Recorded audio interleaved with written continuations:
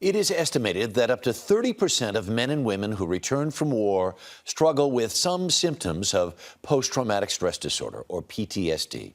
Turns out that canines who serve our country are also affected. An early show correspondent and veterinarian Dr. Debbye Turner Bell, our resident veterinarian, we should say, is here with a story. Good morning. Good morning to you, Harry. When the German Shepherd Gina went to Iraq, she was a strong, confident military working dog. When she came back, she was a mess. Yes. What's up here, Moms? Hey, Moms, see. Gina is a highly trained military explosive detection dog. Good girls. In 2009, she served a 6-month tour of duty in Iraq.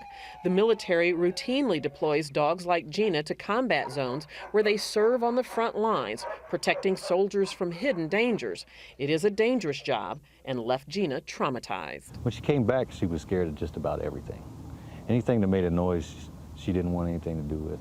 If you took her in a building, she'd try to hide in a corner or in a closet, or she'd go hide underneath a desk if anybody was in the room. Master Sergeant Eric Haynes, Gina's handler before she was deployed, believes Gina's fears stem from one harrowing event. Well, while she was going out to one of the patrol areas, they were going out to raid some facilities that they thought had insurgents in it. One of their vehicles in the convoy was hit by an IED. She had no physical injuries, but the impact left her shell-shocked. Would you say that she had PTSD? I would say yes. I mean, obviously PTSD comes from a dramatic event, which she obviously encountered. 10 years ago, Gina might have been put down, another casualty of war, but Sergeant Haynes felt an obligation to make Gina whole again. With these dogs, they're willing to give their lives for you. They don't ask for anything. You know, some food, some water, a little bit of petting. They're the most reliable person on the planet. You can't get that from anywhere else. So Sergeant Haynes started an intense program to bring Gina back from the brink, getting her used to simply hearing noises and being around people again. I started taking her to staff meetings, so it was a small group of people. And once she got enough confidence that she could be around some people, I started taking her back out to the BX, you know, walk her around a lot of people, go up and meet people and realize that everybody's not out to get me. Good girl. It took 6 months, working with Gina up to 5 hours a day. Now, Gina is back to her old self. She would have never done that before, huh? She's turned into a dog again.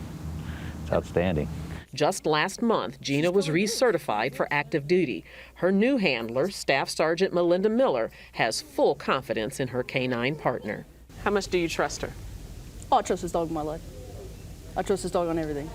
Oh, I'm ecstatic with her recovery. Ecstatic. There's nowhere up but up from here as far as I'm concerned.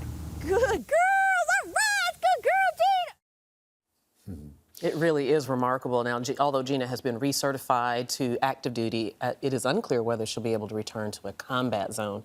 Sergeant Haynes and Sergeant Miller will continue working with her for at least another year, Harry, before they make the determination whether she can go back into a war zone. What a gorgeous animal. Isn't she? Oh, beautiful. She's... Now, when you went off to do this story, were you a little bit skeptical? Not at all, because dogs, animals experience anxiety from fears and from traumatic events. If you think about even dogs that have been in abusive situations that end up in shelters, they come away with fears and phobias. So no, it'd be surprising that some dog is not affected by this as opposed to that is affected. So I've got to imagine with a number of animals that have been over there serving in these different capacities that it's not maybe all that unusual. It's not common. Here's the thing. The dogs that they select to be military working dogs go through a very extensive screening process. Right. They're looking for particular character traits and personality and temperament traits. And these are usually the dogs that aren't afraid of anything, that are assertive and don't care about what's going on around them. Sure. So they tend to be less affected. So it's a little surprising that this one was affected so much. And in the end, can Gina be cured, in quotation marks? I don't know if cured is the right word, because something chemically happens in the brain in these cases with humans and with dogs. However, I believe she can be re-socialized and used in situations. Wow. They've done the right thing with her. She served the country. They put the time in, didn't they? Wow. Yes. Good job. Good Debbye job. Turner Bell, as always, thank you.